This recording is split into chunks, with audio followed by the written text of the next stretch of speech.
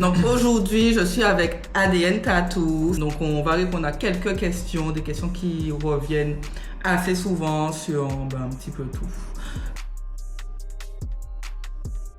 J'ai commencé grâce à YouTube. Moi j'ai vu des vidéos où ils faisaient des machines, des homemade tattoo gun. Et du coup j'ai refait une machine à la maison avec dynamo, tout ça, et c'est de là que c'est parti. J'ai trouvé ça cool. En vrai c'est ce qui m'a attiré le plus. J'ai juste trouvé ça cool quand j'étais jeune. Moi je sortais de l'auto-école, je me perçais énormément à l'époque. Toute seule? Non, j'allais chez ma perceuse. Okay. Et elle m'avait arrêté en me disant ouais Agnès, tu fais quoi de beau? Tu veux apprendre le piercing? Tu vois genre Comme c'est ça, comme là, tu veux croissant. En gros c'est ça qui est venu à nous en fait. Ouais, Ça, voilà, le piercing est venu à moi et du coup j'ai appris. J'étais jeune, je sortais du lycée. Enfin, j'étais encore au lycée.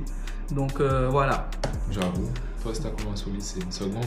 Je pense que c'est à la terminale parce que je me réfère un peu à LKP à l'époque. Waouh, ah ouais. Ça date de ouf.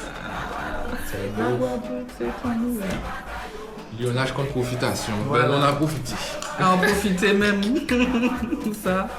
Alors. C'est le client.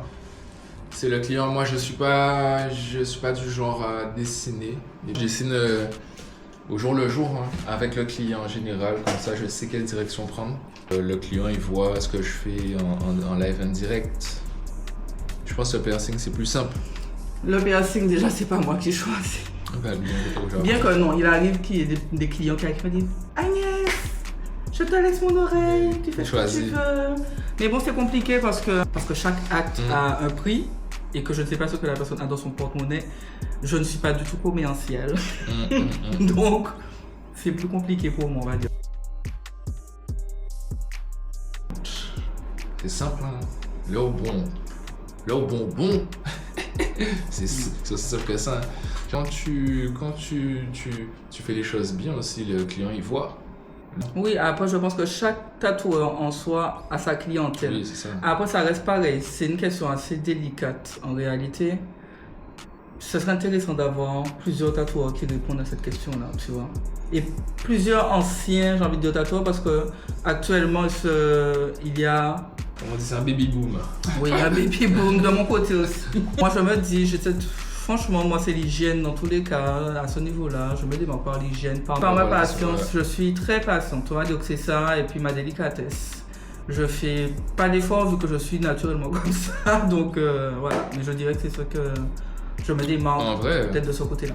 En vrai, je pense que c'est notre côté authentique, moi j'ai envie de dire le côté authentique qui fait que ça fonctionne, parce que moi personnellement quand je regarde mon Instagram, je suis pas du tout actif sur Instagram, enfin du moins très peu, et j'ai quand même pas mal de clientèle, du bouche à oreille, donc en vrai on fait pas grand chose pour se démarquer, on reste voilà, authentique et on reste vrai. Et Dieu fait le reste. Voilà. S'assurer qu'on ouvre tout le matériel stérile devant vous. Après tu auras l'état de la propreté aussi, hein, j'ai envie de dire.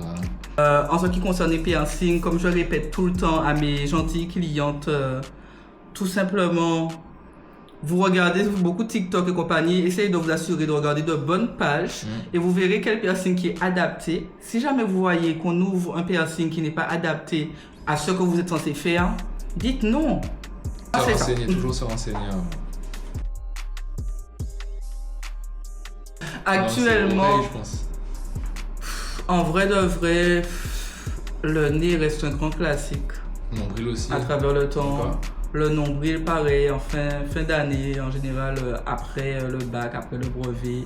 Le nombril, c'est le nez, ce sont les grands champions. Le téton, non, pas tant que ça, je trouve. Je trouve que ce qu'il y a, ça a sa période. Ça a vraiment sa période. Moi, je dis ça parce que je trouve qu'à un moment... Ouais, t'en as vu beaucoup de tout côté. C'était à la mode, ou? Je te mettais souvent dehors. Ouais, mais c'est surtout que c'était à la mode. Tu vois, je trouve qu'il y a beaucoup de meufs qui faisaient ça. C'est vrai que moi, quand j'ai ouvert en 2021, j'en ai eu beaucoup. Mais actuellement, c'est pas calme, mais c'est déjà plus... La tendance redescend. Ouais, en tout cas de mon côté. Peut-être que c'est ailleurs, c'est youhou. Mais pour moi, pour le moment, c'est assez... je vais pas dire que c'est plat parce que j'en ai, mais voilà. Ben tiens, moi j'ai envie de parler de mon client de hier ou avant-hier. Un client qui m'a dit qu'il est en situation de handicap. Il m'a raconté son histoire et moi j'ai trouvé ça grave dingue. En fait, il m'a raconté que quand il avait 5 ans, tu te souviens du tremblement de terre à Haïti, le gros tremblement de terre, ben, il a vécu le tremblement de terre. Bon, malheureusement, il a perdu des proches. Mais je trouve ça fort du sens où il a fait partie des gens qui ont été ensevelis, tu vois, restés bloqués, etc. sous les décombres. Et moi, je trouve ça fort comme il s'est survécu, tu vois. Donc franchement, moi, j'ai trouvé ça archi incroyable de... Pour moi, tu sors de loin, tu vois. Quand tu arrives à vivre tout ça, tu sors de loin. Tu sors de très très loin. Que ce soit toi vis-à-vis, tu vois, de ce que tu as vécu, de la perte des proches. Et être là encore aujourd'hui, tu vois. Ouais. Parce qu'il a un handicap, tu vois. Donc c'est pas facile, tu vois. Il se bat encore aujourd'hui, tu vois. Je trouve ça archi fort. Waouh. Tu vois. Et c'est pas tout le monde qui a une histoire de dingue à raconter comme ça. Même rester solide, alors il y a tout ça derrière, tu vois, pour moi c'est fort. C'est là qu'il faut rester solide. Mais ça aussi parle d'une question de mental. Moi j'ai envie de te dire le message que tu as reçu là. Si mal. Non, je voulais pas en parler. Non, faut en parler parce que des fois c'est exagéré, je trouve.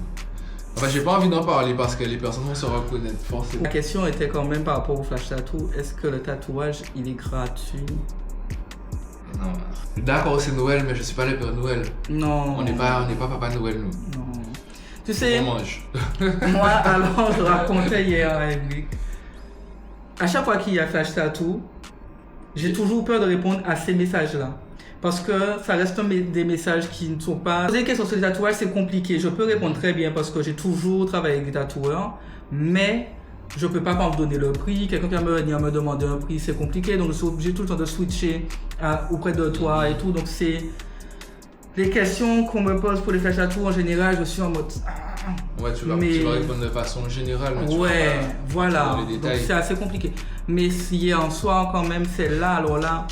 Je suis resté en mode waouh, et mon mec qui me sort que j'exagère, il m'a dit t'exagères, toi tu vas avoir tes règles.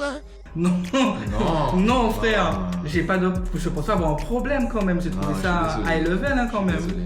Donc voilà. Des fois c'est, mais bon faut de tout. Mal. Personne n'est pas en fait. Non mais voilà. Après on essaie quand même d'être précis quand même hein, dans les infos, donc moi je comprends pas. Hein. Après franchement. J'ai répondu très bien à la personne, j'ai répondu correctement, je n'ai pas mis mal à l'aise parce que j'aime pas mettre les gens mal à l'aise. Mais j'avoue que j'ai jugé, j'ai regardé le téléphone en mode... Quand tu m'as montré ça, je me suis dit, mais non. J'ai lu le message à haute voix, il y avait Alia qui était sur les lifts comme ça. Mais on est gratuit dans le monde. Tu vois, même les enfants t'ont dit ça. Si ma fille elle a 9 ans, elle a dit ça et pourtant c'est la plus grosse dépensière au monde. J'ai jamais vu un magasin mon pote vendre gratuitement. Frère, moi si franchement s'il y a des choses qui vendent gratuitement, du matériel ou autre. Mais c'est même pas vendre, c'est donner. Je veux savoir s'il vous plaît. Je veux savoir. Oui, donner, pardon. C'est même qui offre. Ouais, qui offre. On n'offre pas. Nous, on nous offre pas non plus. Ouais, c'est compliqué. Il faut savoir les gars, non. Franchement, là, je vais parler, je vais regarder bien la caméra. Les gars, il faut savoir que ça reste un travail. Comme je lui ai dit, un travail, ça reste un travail. Il faut savoir que le loyer, on le paye. Malheureusement, on ne nous l'offre pas. Et parfois, moi-même, je galère pour ça. L'URSSAF, pareil. Ils ne nous font pas une promotion de Noël en disant ok, ce mois-ci, ça va. Compter le matériel c'est du consommable. Donc, en fait, tout le temps, il faut acheter. En vrai, ces métiers-là sont beaux, mais c'est des métiers où on est tout le temps en train de réinvestir. Donc, moi, ça ne me dérangerait pas d'offrir en vrai, hein, mais c'est compliqué d'ailleurs. Et c'est ça que je dis souvent, de faire attention aux personnes qui offrent trop. Frère, si jamais tu offres tout le temps comme ça, moi je me demande où tu achètes tes bijoux, frère. Je suis désolé, il y a un problème quelque part. Parce que, non, c'est la vie d'arrête là. Moi, je pense du principe que, je vais prendre un exemple simple. C'est des fois, j'ai des clients qui me demandent si je tatoue pas de nuit. Mais moi j'ai une question que je retourne à ces personnes-là. Je leur demande si demain tu as un patron qui te demande de travailler de nuit. Tu vas vouloir être payé double. Tu vois? Donc moi, quand je veux travailler de nuit, ça me force. Donc et tu veux payer moins cher, ça n'a pas de sens. Je peux pas te donner, comment dire, J'aime bien cette expression en créole, on ne peut pas carotter manger dans assiette en moins pour mettre dans assiette alors. Ça n'a pas de C'est clair. sens.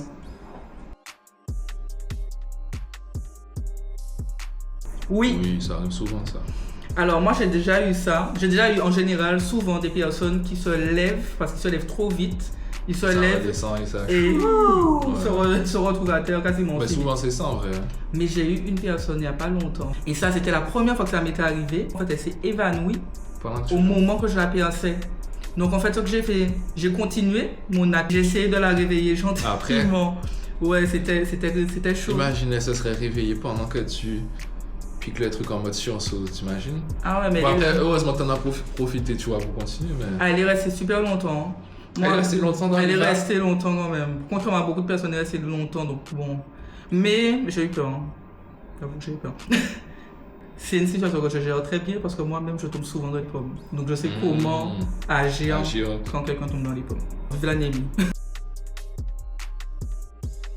Enfin, c'est plus chiant au niveau du tatouage parce que ça fait que la personne, elle va bouger, elle va gesticuler un peu plus. Bon, après, c'est normal.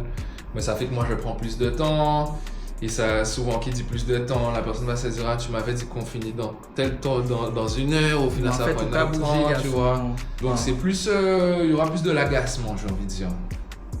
Mais après, je suis quelqu'un de patient. Je pense que même le tatouage, ça m'a rendu encore plus patient. Donc, on fait, dès qu'il y a des douleurs, j'avance comme je peux avancer. Hein. Si vraiment la personne ne supporte plus, on s'arrête. Et on prend d'autres séances après. On n'a pas le choix de toute façon. Mais tu vois, je vois des images des fois, c'est le truc qui traverse le bout du truc. Je l'ai fait ça. Ouf! En me parlant. C'est bien fou. Purée, si j'en parle.